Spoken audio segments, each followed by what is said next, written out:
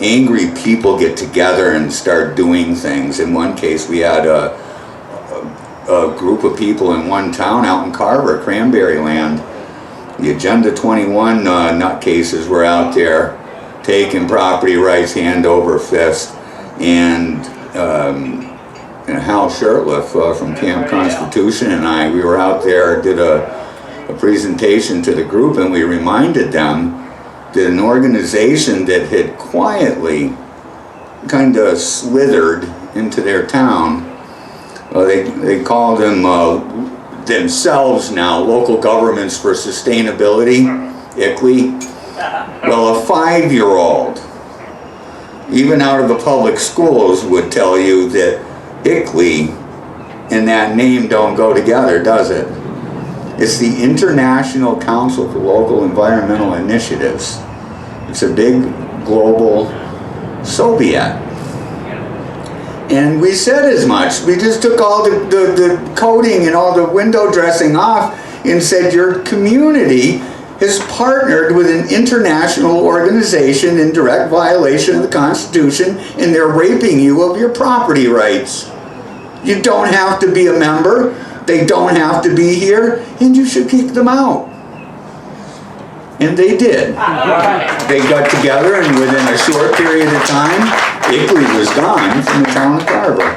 So I am going to let Reverend Kraft finish his chicken dinner, but I am going to call out my friend Hal Shurtleff from Camp Constitution. He has done some great work with his family camp up there, and I know he's going to tell you a little bit about it. Hal.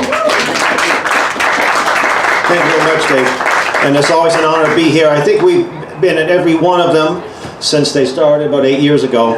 And I noticed the UN flag here on the ground, and I want to relate a little story. It's where it should be, by the way, not flying anywhere, but on the ground. We have at our annual family camp, which is coming right up, and I'll be talking a little bit about it. We have room inspection every morning for the campers, and we look for a couple of things. First off is cleanliness, and the second thing is a godly, Christian and patriotic theme. In other words, are they learning anything? So the girls tend to be more creative than the boys. So they have a UN flag in front of one of the girls' rooms, and it says, "Please wipe feet before entering." Anyway, King Solomon in Proverbs said the fear of the Lord is the beginning of wisdom. I think it's Proverbs 9:10, right, Rev? You got my walking Bible there, Proverbs 9:10. How many people agree with that? That the beginning of wisdom is the fear of the Lord. Everybody should put their hand up. King Solomon was one of the wisest men that ever lived. Although, how did he deal with all those wives? I don't know. But anyway, that's another issue. But a lot of people will say, yes, I agree to that.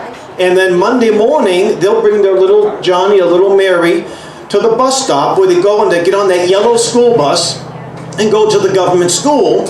And when little Johnny and little Mary come back and say, well, Daddy, you're a fascist because you don't recycle, or you're a white supremacist, and we have a horrible country. There's no fear of the Lord in these government schools. These are rotten places. And I want to introduce you to somebody who was passed away in 2015. It was just June of 15. Back in 1989, I met him. His name is Samuel L. Blumenfeld, it was.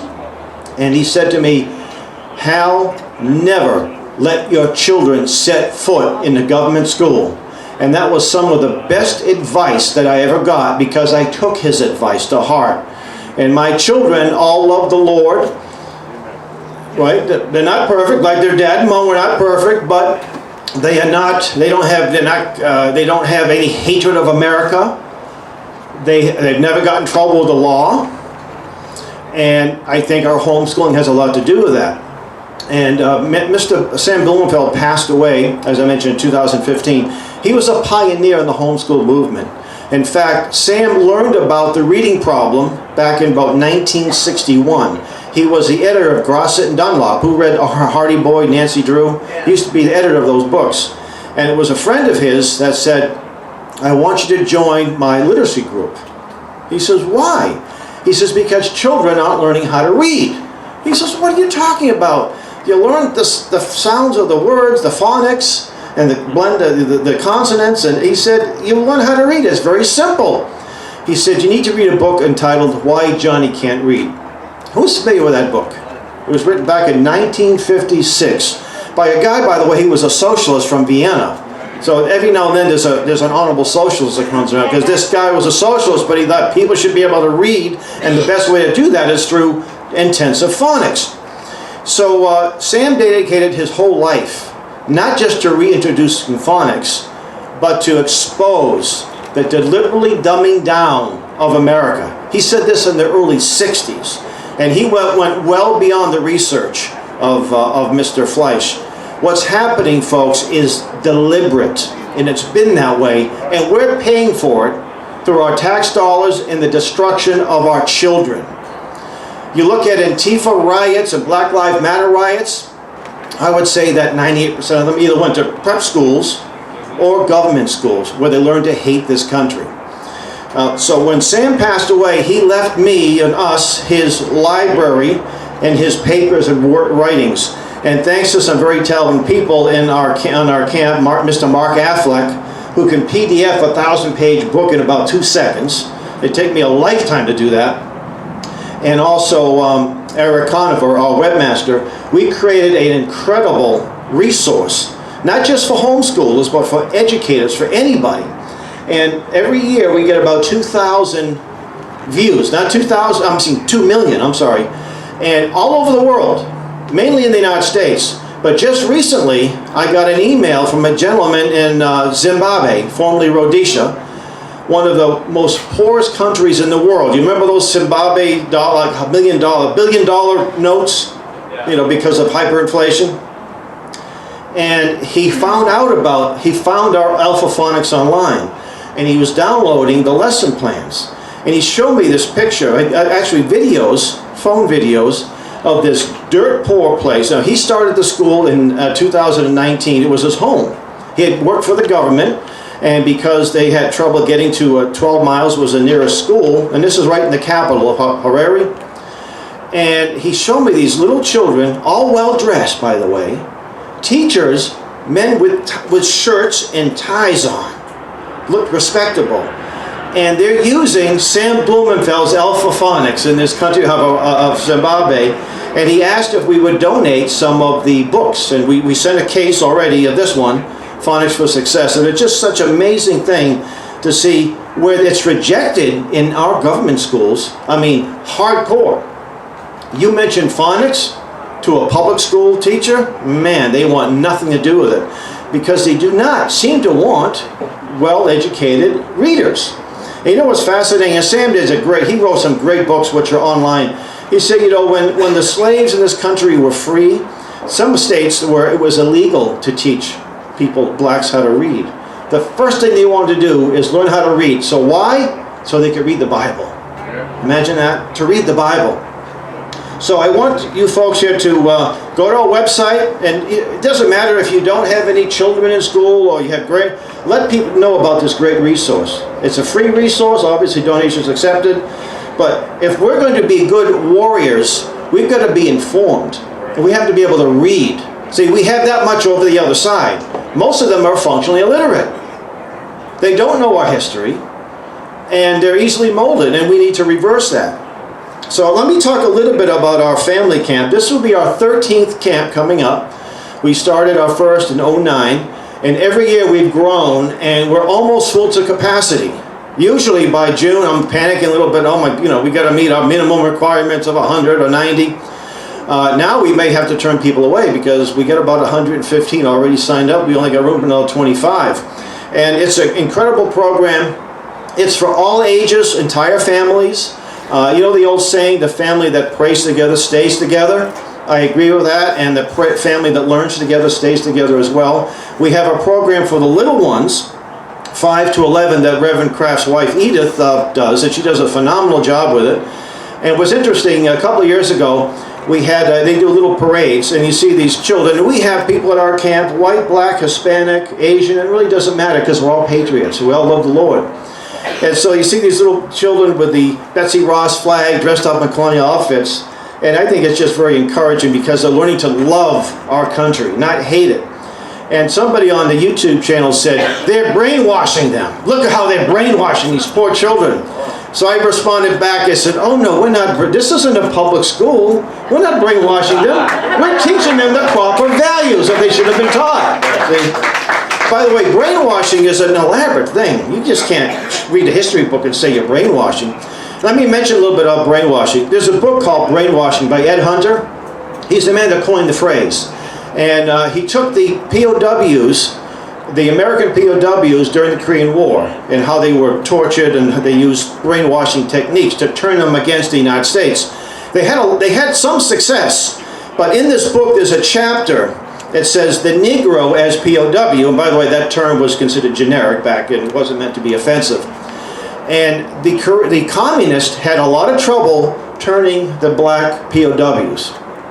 And, you know, they would show them films of Klan rallies and cross burnings and Jim Crow and all kinds of negative things. And none, or maybe just a couple, defected. And they said, what are we doing wrong? What's different about the black versus the white? That came along a little bit easier. And there were two things. One, they had strong religious convictions. There you go. And two, they lacked the capacity to hate. It wasn't in the DNA. So what happened from the 50s to the mid-60s? The Black Panthers and these other left-wing hate groups that were formed. So the communists know what they know about the mind, and they know how to manipulate the mind. So I do recommend that book. Anyway, so at our camp we have a great academic schedule. The typical day, we start off at 6:30, an optional run or swim. We call it a polar bear swim, but when it's July, it's not too cold. I mean, unless you're from the deep south, and it's always cold up here. At 7 o'clock is wake up. 10 minutes of 8, we have flag raising and a morning devotion. We teach them to raise this beautiful U.S. flag of ours, and then to respect it, have respect for it. And we do a devotional reading. Then we have breakfast, and then there's 3 classes in the morning. Each is 45 minutes long, maximum. And we get a couple of instructors. Tom Moore is one of our instructors here. Reverend Steve. Rich Howell, is he here? I know he's one of our instructors. And I know Dave Kopatz and Cindy have come up. They do their Red Pill show in the evenings. Then in the afternoon, we have a lot of organized recreational activity, including marksmanship, martial arts. I think we're going to be doing identifying certain plants, things like that. Tug of war, volleyball tournaments, basketball, swimming, hiking. We plan to take an optional trip to Calvin Coolidge's homestead, and he was my favorite Republican until Trump came around. And he was an incredible man. He lived in nearby Plymouth, Vermont, although he became governor of Massachusetts. Imagine being the mayor of Northampton. Could you imagine a guy like that getting elected today? Not probably going to be happening anytime soon. And we have some top instructors, world-class instructors. Professor Willie Soon, he's one of the top atmospheric scientists in the world. And Professor Soon is a patriot. He's from Indonesia, of Chinese background. He came here when he was 14. I said, why didn't you go back? Are you crazy? Like, why would I want to go back to Indonesia? Willie has 2 sons, Benjamin and Franklin, in that order. Benjamin and Franklin. Wonderful guy, great sense of humor, and his classes are on our YouTube channel too. We have Pastor David Whitney of the Institute of the Constitution. He's here for the first time with his wife. Of course, Reverend Kraft is our camp chaplain, and he does several classes. And we have a lady by the name of Mary Grabar. Does that name sound familiar to you? She should be a household name. The reason being, she authored a book called Debunking Howard Zinn. Howard Zinn is the patron demon of Antifa. He died, I think, about 5 or 6 years. I think Tom said he was one of his, he knew him. 2010. But his filthy book, A People's History of the United States, has been brainwashing our children, destroying their minds, eagerly adopted by schools all over the country, public schools mainly. And she wrote a book debunking Howard Zinn, about Columbus, about our founders. They talk about the 1619 Project. Did you know that they actually didn't bring slaves in 1619? They were indentured servants, white and black. And one of them, Anthony Johnson, ended up, he was indentured, he worked his way out. He happened to be black from Ghana, I think it was. And he actually, when you got you finished your indentured servitude, they gave you 250 acres. He in turn enslaved blacks. How many people are going to learn that in this 1619 project? How many people knew that the state of Georgia outlawed slavery in 1733 when it was a colony? It wasn't 20 years later the King of England said, no, no, that's my colony, you're going to bring back slavery. How many people knew that?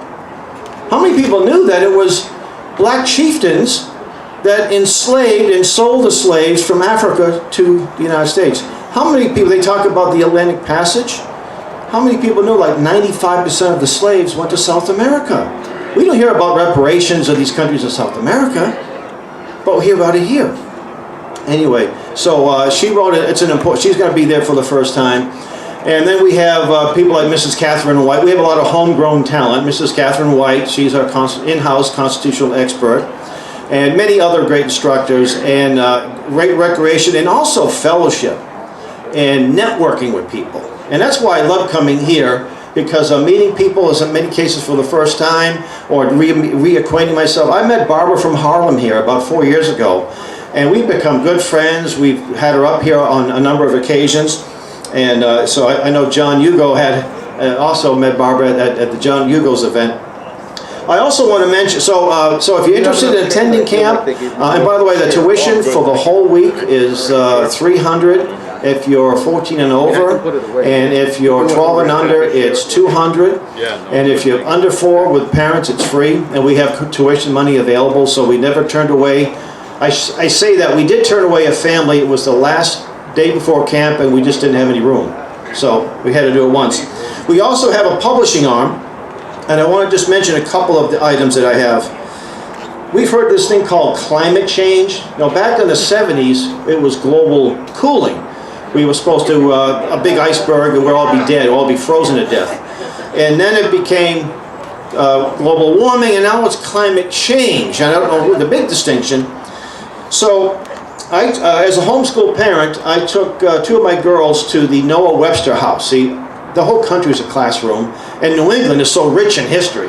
And it's in West Hartford. And I found a little booklet that Noah Webster had written on. Noah Webster was the relative of Daniel Webster. I think they were like second cousins. He's the guy that gave us the Webster's Dictionary. He was also influential at the Constitutional Convention in 1787. He wasn't a delegate, but he was across the street giving advice to people.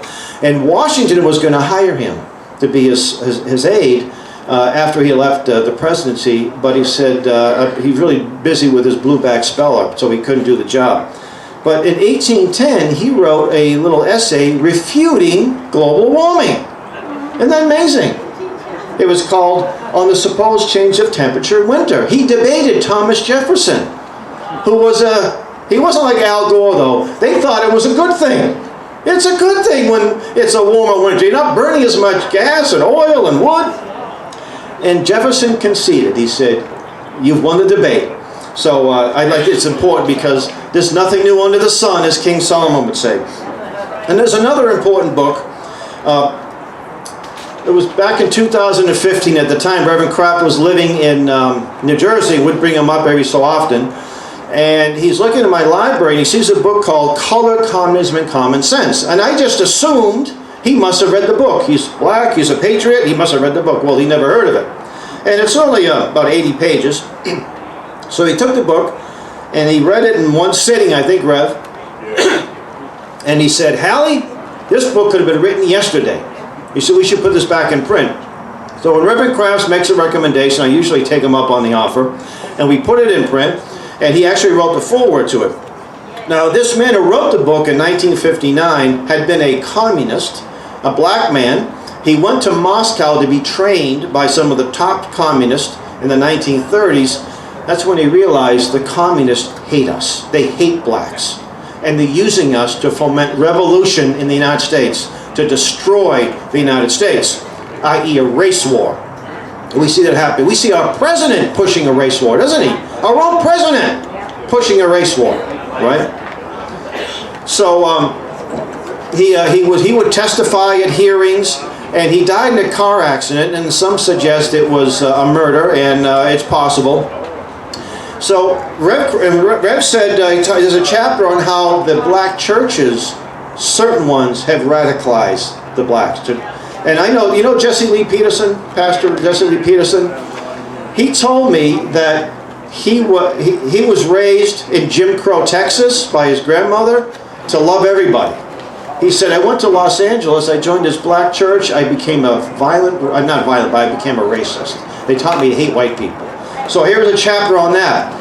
So we put this in print in 15, and we got a few takers. But when the riot started back in May, people all over the country were trying to figure out what's going on, what's behind this. So more and more people, and I think this book had a little bit of help on that, realize who's behind it. And these are free on our free downloads on our website. Just go to campconstitution.net, and you'll see downloads, and you can just download it and read it for yourselves. And with that, I think, oh, one more thing, A Tale of Two States. I've been a very proud Bostonian. I had an ancestor that was mayor, another one that killed in the Civil War. Have a lot of it was his son, by the way, who was killed, Nathaniel Shurtleff. I named my son after him. But it was time to move. We moved to Alton, New Hampshire.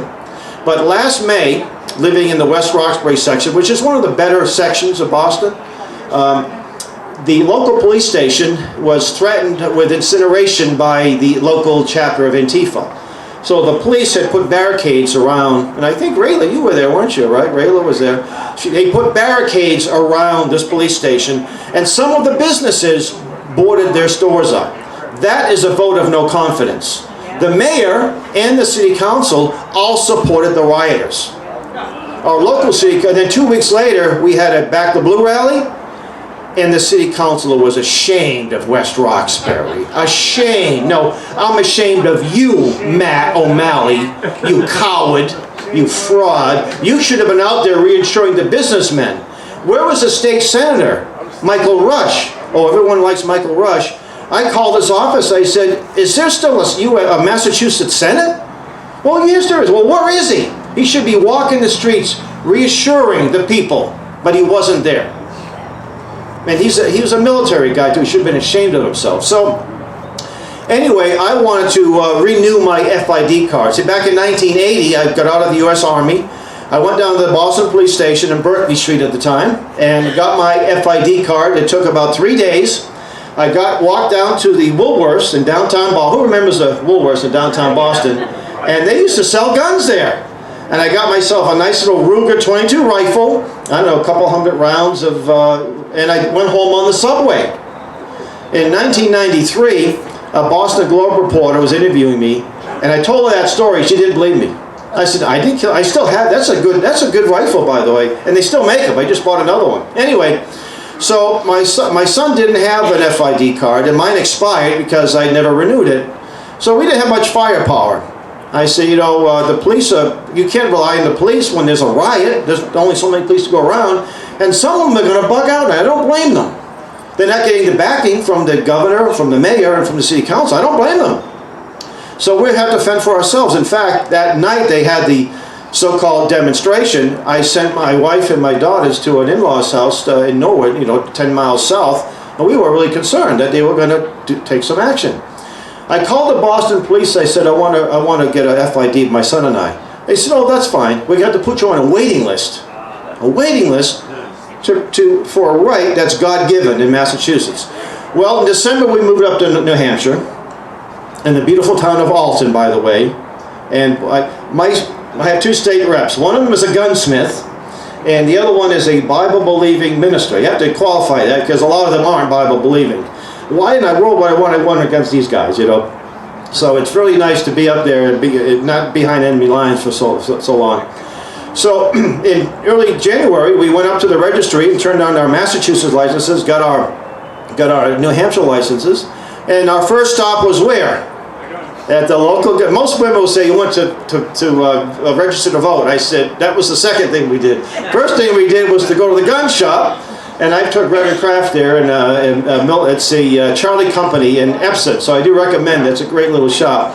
And within about maybe a half an hour, we did a lot of bantering and chatting. We walked out there with shotguns and handguns, and a week later, ARs, you know, because it was hard to find ARs.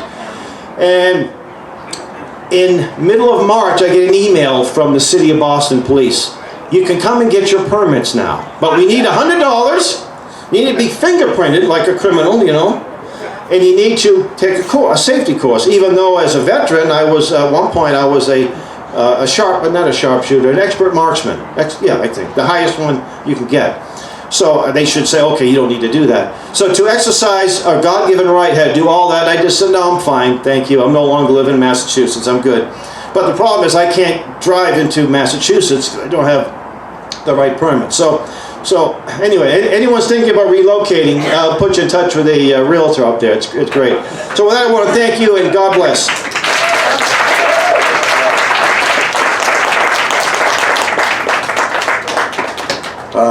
25 seats left there at Camp Constitution, so if you'd like to get